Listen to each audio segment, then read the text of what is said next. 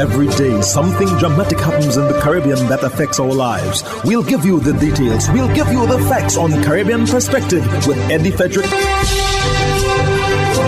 Host Eddie Frederick. So glad you can join us. Trinidad and Tobago's resumption of Carnival dubbed incident-free. This story takes the lead in today's edition of Caribbean Perspective for Thursday, 23rd February 2023. Details when we return. Hubbard's Motor Department Mount Gay and Hubbard's Tire Bay, located at the Building Supplies Compound in Grand Anse, are reminding the motoring public that another round for licensing and inspection has begun. Just arrived on new shipments of quality furrowed and torque tires to fit all makes and models of vehicles at competitive pricing. Shop early to avoid the hassle of long lines. WhatsApp them on 473-405-5482. Hubbard's, quality service, affordable prices.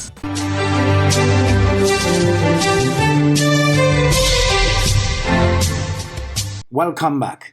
As of Tuesday morning, National Security Minister of Trinidad and Tobago Fitzgerald Hines said he was pleased with the safety and security aspect of Carnival 2023, which was implemented by the police service and other agencies.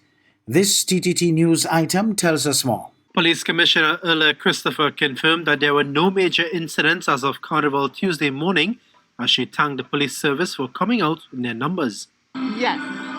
Leave was restricted, and officers who were on vacation were required to report off, and they did.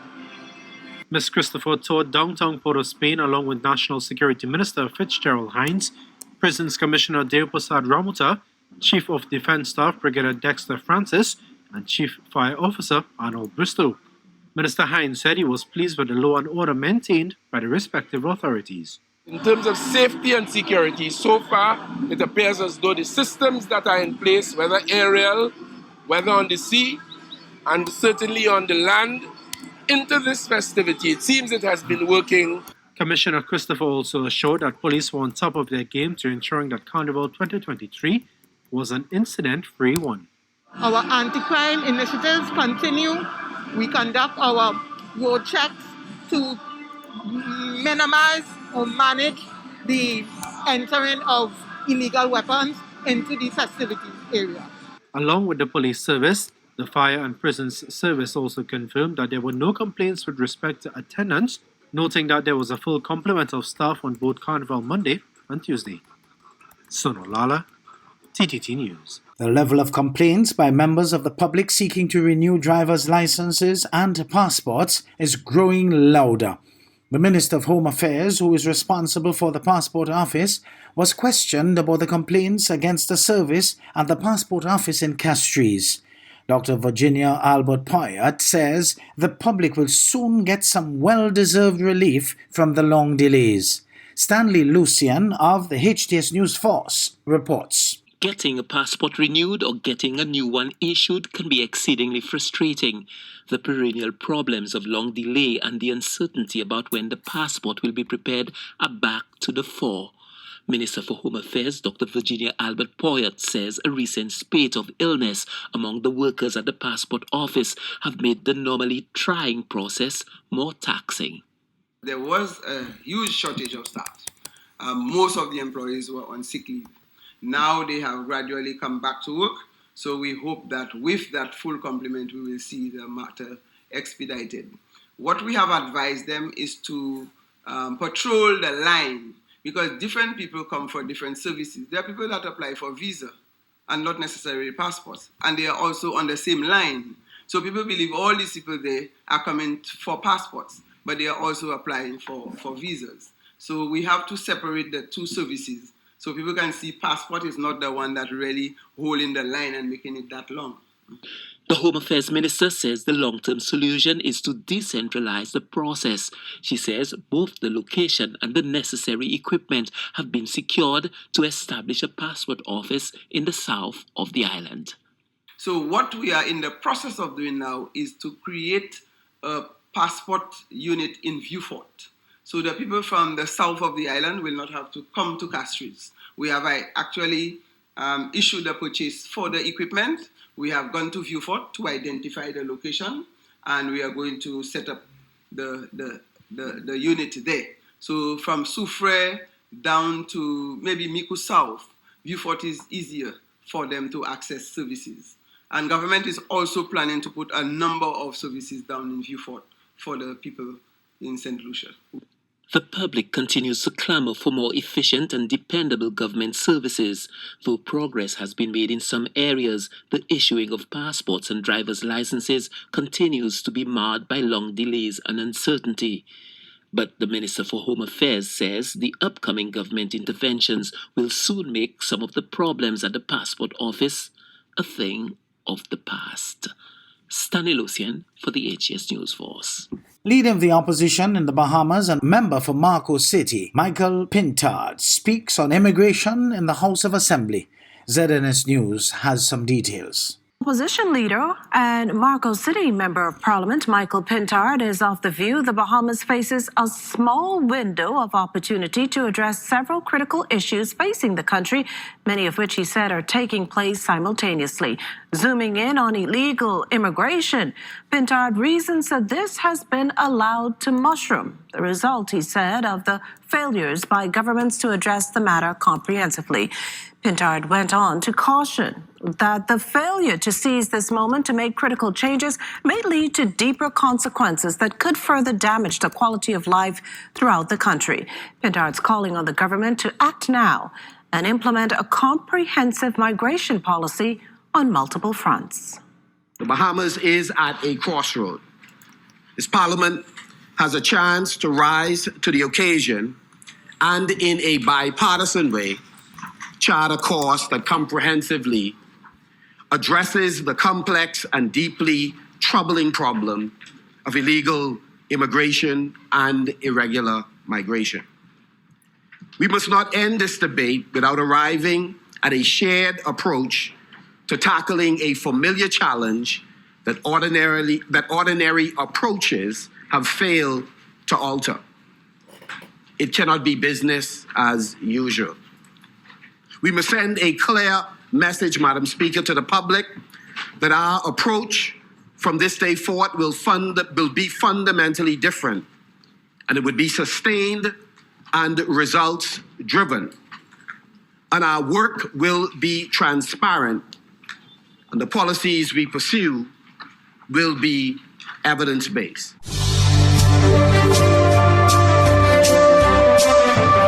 You're listening to Caribbean Perspective with Eddie Frederick.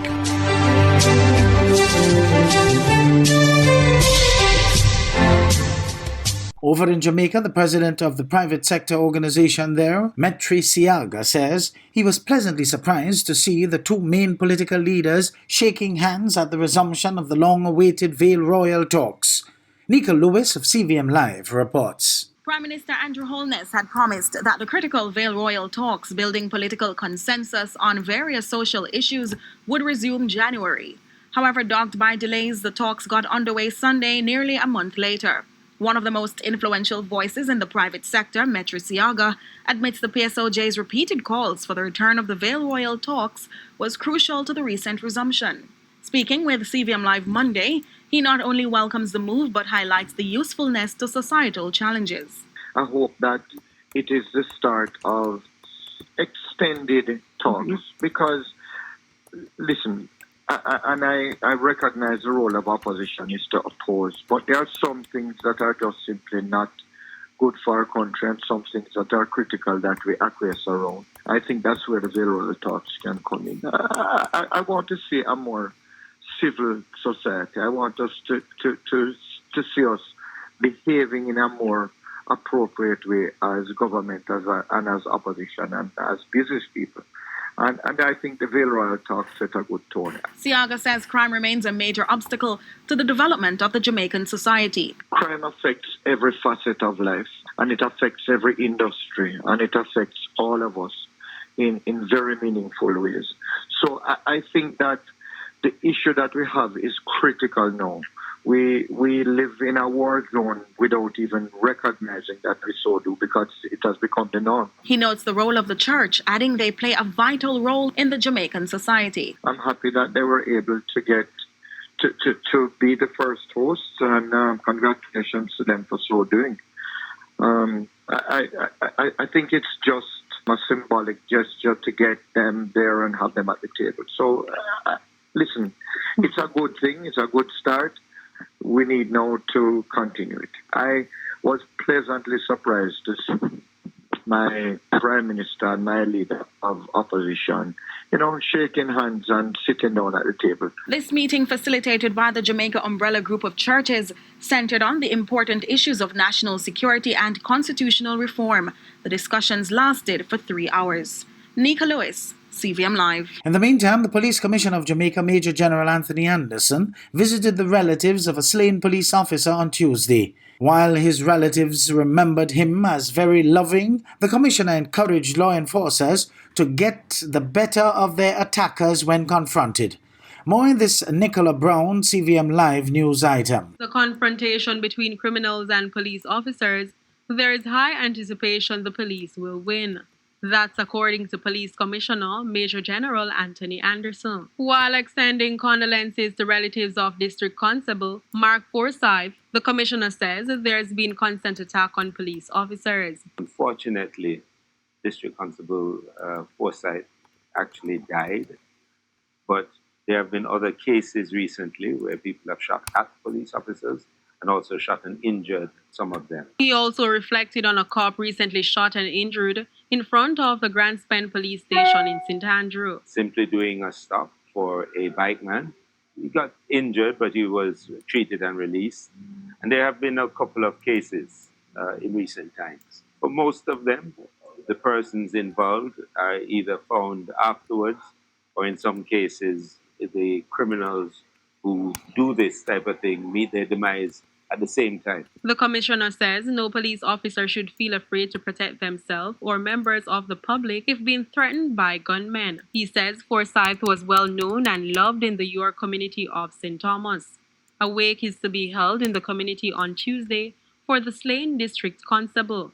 Nicola Brown, CVM Live. Antigua and Barbuda's Prime Minister responds to the throne speech as Ursel Charles Jr. of ABS News reports. The government's legislative agenda, plans and policies were outlined in Monday's throne speech.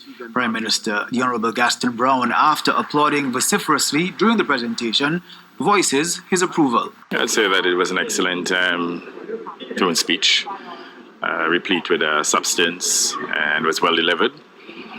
The distinguished Governor General would have spoken about the investments in education, in healthcare, in infrastructure, to include the water infrastructure. While the speech addressed the fiscal and social assessment and outlook of the government, Brown points to education and health as two of the government's signal accomplishments. He would have spoken about the $216 million that we will invest in building out UE5 islands, as well as the Harrison Center. We'll spend between $15 and $20 million in that facility to provide good quality vocational and technical education.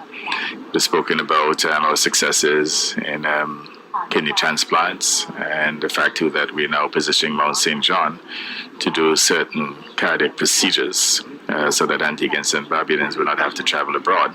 The Prime Minister has also hailed the country's housing revolution advocated within the speech from the throne.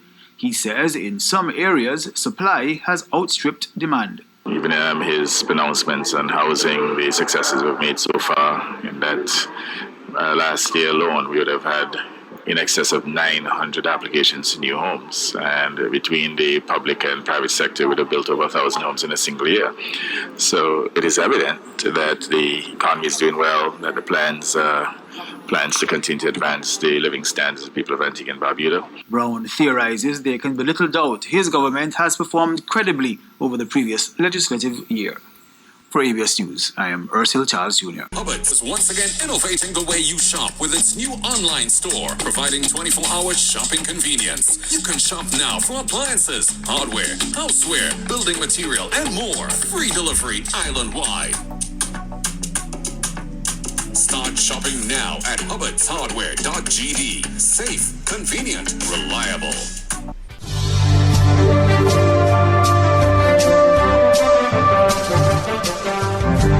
I am Eddie Frederick. This has been Caribbean Perspective, a whole new approach to highlighting developments in the Caribbean. In the meantime, please continue to log on to CaribbeanPerspective.com for more daily news and more.